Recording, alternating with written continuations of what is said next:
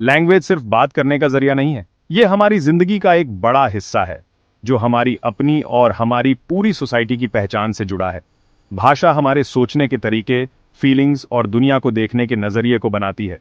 ये तय करती है कि हम एक दूसरे से कैसे बात करते हैं, कैसे रिश्ते बनाते हैं और अपना समाज कैसे चलाते हैं। मुंबई की बिजी गलियों से लेकर एंडिस के दूर दराज के गांवों तक लैंग्वेज हमारी जिंदगी के हर पहलू में इंपॉर्टेंट रोल निभाती है। इसी के जरिए हम अपनी खुशी और गम बयां करते हैं, अपने सपने शेयर करते हैं और अपनी कल्चर को आगे बढ़ाते हैं। लेकिन लैंग्वेज फूट और झगड़े की वजह भी बन सकती है। अलग अलग भाषाएं बातचीत, समझ और हमदर्दी के बीच दीवार बन सकती हैं। हिस्ट्री में हमने कई बार देखा है कि कैसे भाषा का इस्तेमाल ताकत दिखाने, कमजोर लोगों के साथ भेदभाव करने और यहाँ तक कि हिंसा भड़काने के लिए किया गया है। इस ऐसे में हम देखेंगे कि लैंग्वेज का समाज पर कैसा असर पड़ता है।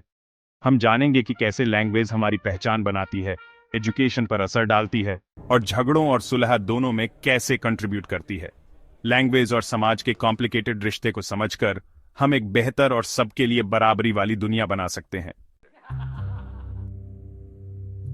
लैंग्वेज हमारे खुद के होने और कहीं बिलोंग करने के एहसास से जुड़ी होती है।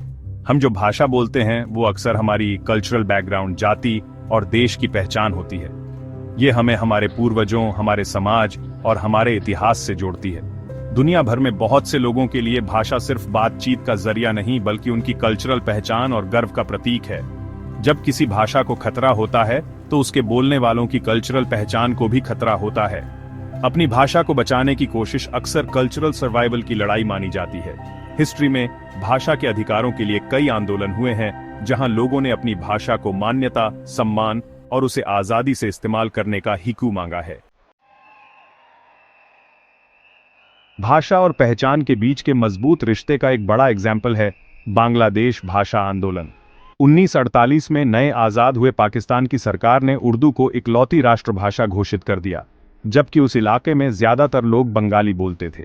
इस फैसले से पूर्वी पाकिस्तान, जो आज बांग्लादेश है, में बड़े पैमाने पर विरोध प्रदर्शन शुरू हो गए, क्योंकि लोगों को लगा कि उनकी कल्चरल पहचान को खतरा है। ये आंदोलन और तेज हो गया। स्टूडेंट्स, बुद्धिजीवी और आम लोग अपनी भाषा को मान्यता दिलाने के लिए सड़कों पर उतर आए।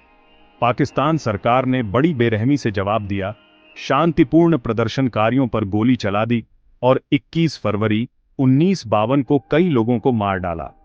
ये दिन अब अंतर्राष्ट्रीय मातृभाषा दिवस के रूप में मनाया जाता है, जो बांग्लादेश के लोगों द्वारा अपनी भाषा और संस्कृति की रक्षा के लिए दिए गए बलिदान की याद दिलाता है।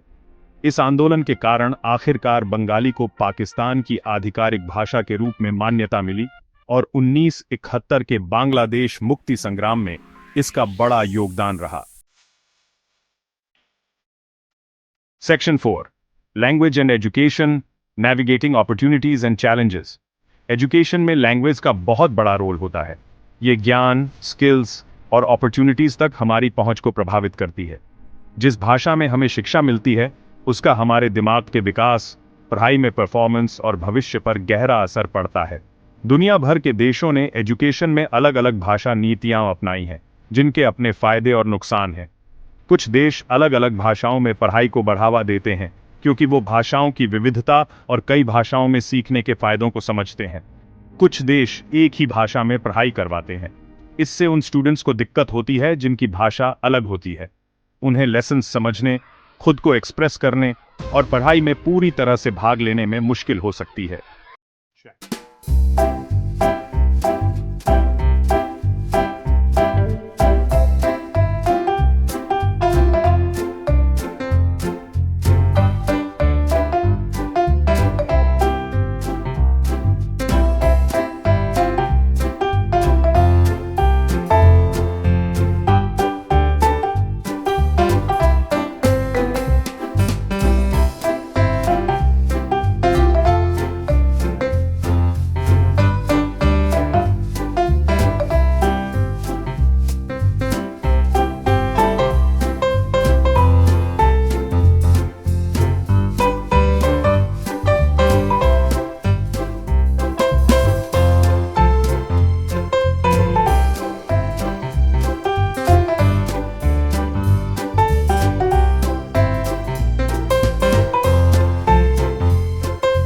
जा सकता है और ज्यादा इंक्लूसिव और शांतिपूर्ण समाज बनाए जा सकते हैं।